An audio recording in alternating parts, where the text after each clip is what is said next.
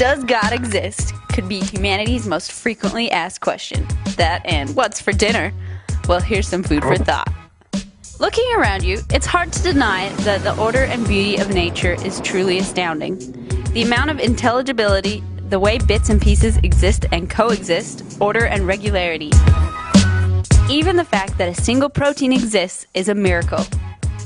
Have a look at ATP synthase, a proton-driven molecular turbine that sits in the membranes of your mitochondria, literally producing power in the form of ATP that drives most functions in your body, or a bacterial flagellum, or a ribosome. See some similarity? From the nucleus to the nebula, everywhere you see the fingerprints of design. Atheistic science claims that chance is this designer. Unlikely. Forget the astronomical improbability of even a single protein existing by chance, which, by the way, is about 1 in 10 to the power of 130. Evolution due to chance assumes order. If the Darwinian theory has shown anything, it has shown, in a general way, how species may have descended from others through random mutation, and how survival of these species can be accounted for by natural selection. But the survival of the fittest presupposes the arrival of the fit. Any person would look at this sculpture by Nathan Sawaya and know it was created. Let's suppose another theory arose, that these blocks just fell into place. Blocks raining down randomly form this structure. Even if highly improbable, given enough time, it could happen.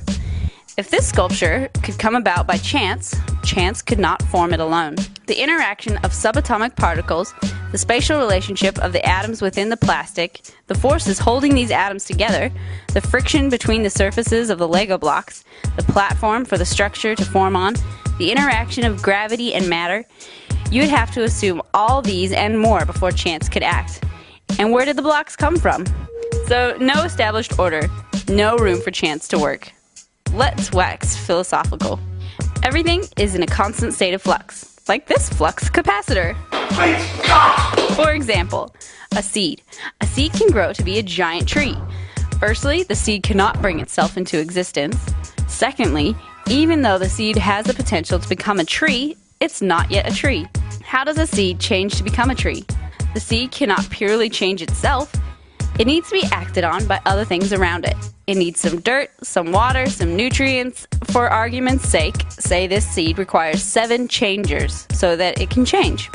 Now the next question is, are these changers remaining constant, or are they themselves changing? They are changing. So these 7 changers each need their changers to change. Now zoom out. The universe is the sum total of space, matter, and time. Space, matter, and time is continually changing, but can't make itself change, or bring itself into being.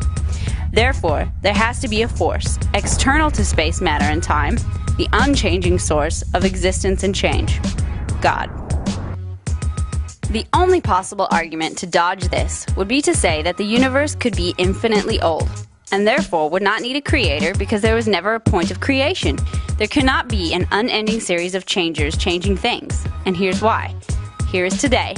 If the past is infinite, there are an infinite amount of days back that way, but it would take an infinite amount of days to reach this day. So this day could never be reached, because an infinite amount of time would have to pass to get to today.